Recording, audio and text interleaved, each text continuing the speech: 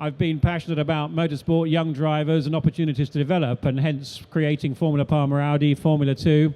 But also because as a multi-circuit owner with MSV, we're concerned about levels of entries. We're concerned about entry fees, grid numbers, entertainment, testing revenues.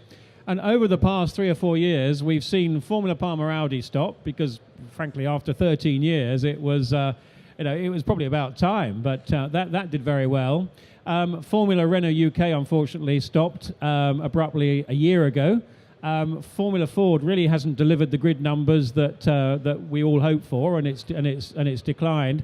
And it was clear that the reason that this situation existed was because the drivers out there, there's no lack of appetite to drive single-seaters. You've only got to look at the health of single-seater racing in Europe, Formula Renault Europe, World Series Renault, GP3, GP2. There's a lot of appetite for it, but clearly in the UK we hadn't got the right car, we hadn't got the right cost base for it, and the drivers just weren't taking part. So that was the background upon which I wanted to create something that was a junior single-seater category that was really what the young drivers graduating from karting wanted, could afford.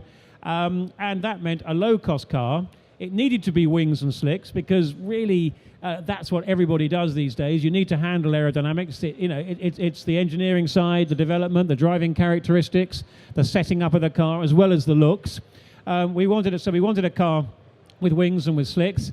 We wanted a car with a really dependable, solid engine that was a fit and forget type of engine with one specification supplier. And we chose the Ford 2-litre Duratec engine for that with 185 horsepower with some light development from Cosworth. We wanted a completely contemporary transmission, so went to SADEV with a 6-speed paddle shift gearbox for the car. And it needed to look great as well. And I'm thrilled with how our Formula 4 car looks. It's been a tremendous success. I wanted for this to be not just I wanted our Formula 4 championship to be the most important, the most successful championship, frankly, for people graduating into single-seaters from karting.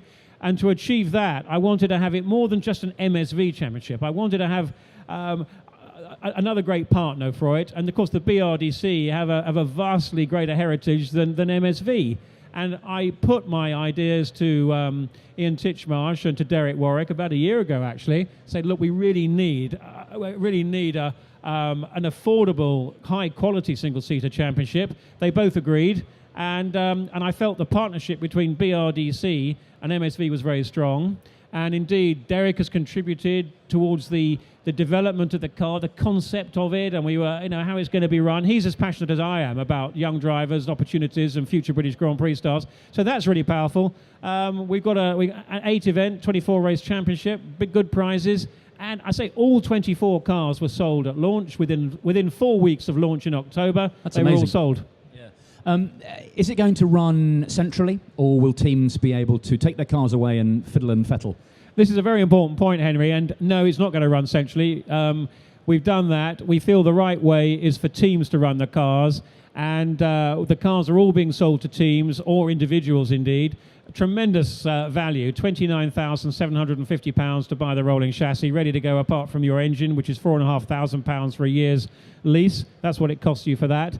And so it's the right way, really, for teams to run the cars, develop the relationship with drivers, and drivers to have the choice of who they feel comfortable running with in terms of geographic location, experience, and personalities, and, of course, budget too.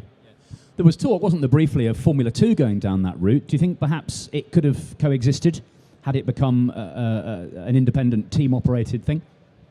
No, we really, clearly, the concept behind F2 was to provide extraordinary performance and value. That was the FIA's brief at the end of 2008 that we tendered successfully for. The first season of Formula 2 with a 400 horsepower car with European racing was £195,000 plus VAT. It was fantastic. The only way to achieve that sort of value was to run cars centrally. You cannot do it by running it with teams. And that was the concept behind Formula 2. That was the contract. That was how we ran it. But as is well known, we stopped Formula 2 1 year prematurely. Really, the championship, I'm extremely proud of it. The car, the Williams design car, was super. It was pretty quick. It was hugely reliable. and provided a lot of drivers with a uniquely affordable part of motorsport. But I have to say that I was concerned that in the final year, I think fundamentally we recognise that the central team operation, whilst it provides the best value, it provides the lowest cost, it's not ultimately what the drivers really prefer. They do prefer a degree of choice. They do prefer to forge a closer relationship with team personnel and engineers. And, we recognise that. As they would have to in GP3, 2 and Formula 1. Indeed. And actually, I went to Jean Todt in November. I went down for a meeting with him, which I, at my request, in November, and said, look, Jean, I don't think you as the FIA now believe that the single team concept is the right way to go. Yes, we provided superb value, but drivers ultimately want a choice. I think given that, it's very important that we don't compromise the success of Formula 2 by a small grid, and by that I would say 10, 12 cars in its final year. I suggest, particularly as no one would lose out, no teams have bought these cars, no drivers have bought them. I think the sensible thing to do is not to take a risk on that, maintain the healthy, successful reputation of Formula 2 as MSV ran it, but terminate it at the end of 2012. And that's what we did, and it was the right decision. What will you do with the cars? Will people be able to buy them off you and go and do something with them? We don't know yet. We're certainly not going to sell old cars ad hoc. At the moment, our focus is on Formula 4. We're very, very excited about it, and with good reason. And we're absolutely determined. We've put £1 million as MSV into that, into the development, the funding of the cars, the building of the cars, or the funding of the supply from Ralph Furman. Ralph Furman's done a tremendous job from Ralph Furman Racing. He built our Formula Palmer Audi cars. The Ford Duratec engine is the normally aspirated engine is the right way to go.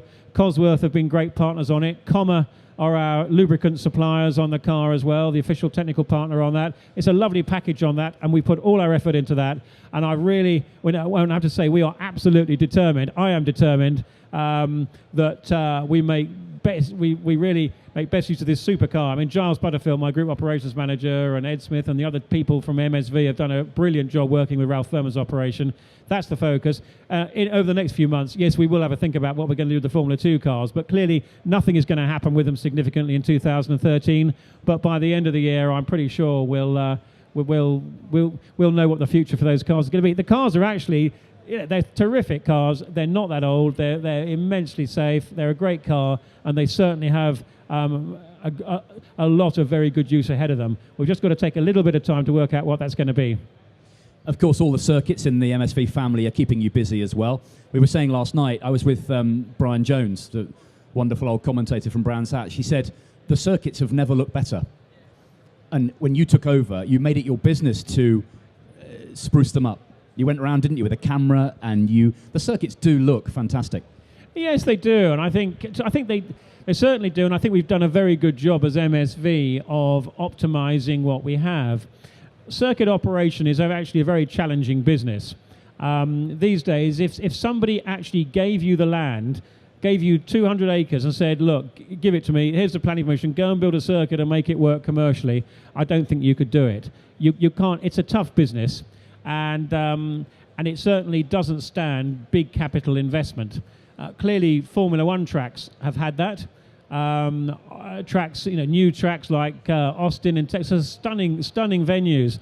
Korea, Malaysia in years gone by. But none of these tracks actually would be viable without government, local or central government support. It is not viable to actually build a circuit and run it as a ring-fenced standalone business these days. You just can't generate the revenues. Silverstone have spent a great deal of money with the wing, the track revisions, very successfully in terms of what it provides for Formula 1. But the benefits of that really extend to or extend modestly beyond Formula 1, and I'm sure they'd agree it's a tough job making that viable. So really what I'm coming around to saying is that in how we nurture the business, we have to be careful if we want to, and we do, to continue to have a sustainable business. We have to be careful that we invest carefully. We spend money in ways that the customer appreciates, but we don't spend excessive amounts of money. And I could give you an example of replacing the Brabham Stewart hospitality buildings at Brands Hatch. If we replace those with new, we could spend £6 million doing that. The fees we would have to charge on circuit entry, track hire,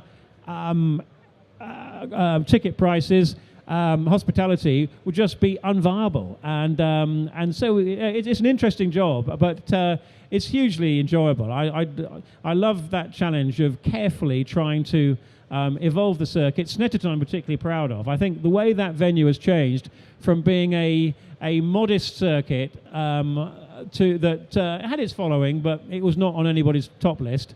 With the changes we've made, the new layout, it's transformed it. It's great to drive on, and it's great to watch.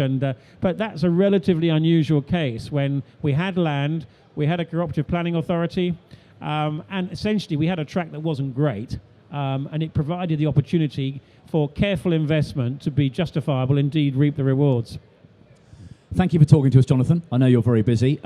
Enjoy 2013. Jonathan Palmer, thank you very much indeed. Thank you. Thank you very Jonathan. much.